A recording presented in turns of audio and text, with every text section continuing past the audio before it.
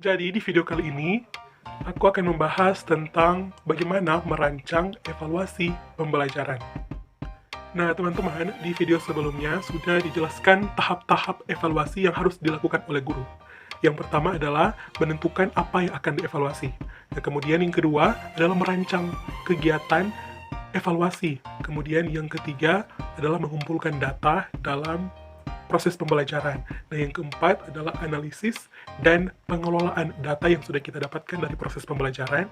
Dan yang kelima adalah melaporkan hasil evaluasi yang sudah kita dapatkan. Langsung saja ke topik pembicaraan kita saat ini. Nah, dalam proses merancang evaluasi pembelajaran, di dalamnya ada proses penilaian. Nah, proses-proses penilaian ini terbagi atas 3, yaitu proses penilaian harian, proses penilaian bulanan, dan proses penilaian semester. Nah, dalam proses penilaian ini, ada hal-hal yang harus teman-teman persiapkan di setiap proses penilaian ini. Nah, langsung saja ke proses penilaian yang pertama, yaitu penilaian harian. Nah, di dalam penilaian harian ini ada hal-hal yang harus teman-teman persiapkan. Nah, hal-hal ini adalah teknik-teknik yang akan teman-teman pakai supaya proses penilaian ini dapat berjalan dengan baik ya teman-teman. Nah, yang pertama yaitu checklist. Nah, dalam checklist ini berisikan tentang capaian perkembangan yang harus dicapai oleh siswa dalam bentuk indikator-indikator sesuai dengan RPPH yang sudah teman-teman buat. Nah, contohnya itu seperti ini. Nah, teman-teman bisa pause dan teman-teman bisa screenshot. Nah, di situ di atas adalah contoh checklist untuk per kelas, dan yang di bawah itu contoh checklist untuk per siswa atau per anak. Nah, di situ ada indikator-indikator penilaian yang harus dicapai oleh siswa. Kemudian di situ ada kategori-kategori. Nah, kategori-kategori ini ada BB atau belum berkembang, ada MB atau mulai berkembang, ada BSH atau berkembang sesuai harapan, dan BSB atau berkembang sangat baik. Nah, teman-teman bisa screenshot ya. Dan yang kedua adalah catatan anekdot. Nah, catatan anekdot ini berisikan tentang semua peristiwa unik yang siswa lakukan, yang anak didik lakukan. Jadi teman-teman catat semuanya, peristiwanya, dan apa yang dia lakukan. Nah, contohnya itu seperti ini. Nah, jadi di dalam catatan anekdot itu berisikan tentang pertama itu ada tempat peristiwa terjadi. Jadi teman-teman tulis di mana itu peristiwa itu terjadi. Kemudian waktu atau pukul berapa peristiwa itu terjadi. Kemudian tentu saja teman-teman harus jelaskan yaitu peristiwanya atau perilaku anak yang anak itu lakukan. Teman-teman jelaskan secara terperinci. Nah, yang ketiga adalah hasil karya. Nah, hasil karya ini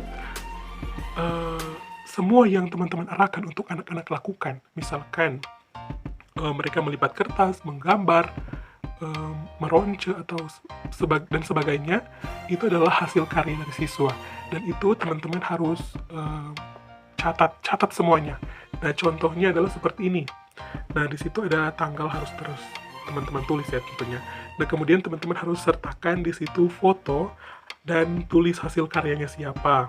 Nah, terus juga teman-teman catat di situ apa yang teman-teman amati dari proses dia membuat hasil karyanya itu. Nah, selanjutnya kita masuk ke proses penilaian yang kedua, yaitu penilaian bulanan.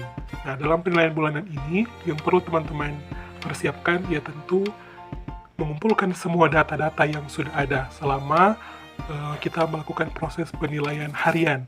Kita akan kumpulkan menjadi satu rekapan ke dalam rekapan penilaian bulanan. Contohnya seperti ini.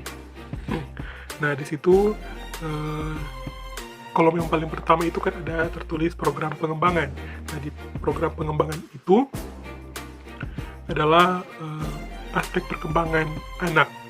Kemudian yang selanjutnya ada KD atau kompetensi dasar dan indikator penilaian anak. Nah, di situ indikator-indikatornya teman-teman bisa baca apa saja yang harus anak-anak capai. Kemudian di kolom-kolom berikutnya itu adalah kolom-kolom bulat yang teman-teman hanya perlu mencentangnya saja. Langsung saja kita ke proses penilaian yang ketiga, yaitu penilaian semester. Nah, jadi dalam proses penilaian semester akan dilakukan pengumpulan semua data yang dilakukan selama 6 bulan berjalan, yaitu penilaian harian, penilaian bulanan, semuanya akan digabung menjadi satu, akan dianalisa, akan dijadikan satu dokumen yang sering kita sebut dengan raport, atau kalau di PAUD disebut dengan LPPA atau laporan pencapaian perkembangan anak. Ya, dan contohnya itu seperti ini. Nah, teman-teman bisa melihatnya dan teman-teman bisa pause video ini, kemudian teman-teman screenshot. Nah, itu tadi proses-proses penilaian yang akan dilakukan oleh guru dalam suatu proses evaluasi. Untuk mendapatkan hasil evaluasi, tentu teman-teman harus melewati proses-proses penilaian tadi. Nah, kuncinya di sini teman-teman harus rajin mencatat, teman-teman. Teman-teman harus mencatat semua perkembangan anak. Teman-teman harus jangan lengah melihat, memantau anak, sehingga kita bisa melakukan tugas kita dengan baik sebagai guru dan dapat melihat perkembangan anak juga dengan baik tentunya. Dan sampai di sini video aku. Semoga video ini dapat bermanfaat buat teman-teman, menambah wawasan kepada teman-teman, dan jangan lupa untuk like, subscribe, komen di bawah di kolom komentar ya teman-teman. Apakah ada yang harus aku tambah, apa yang harus aku kurangi, teman-teman silahkan komen di bawah, dan tentunya di-share kepada keluarga teman-teman atau siapa saja yang membutuhkan informasi ini, oke? Dan see you.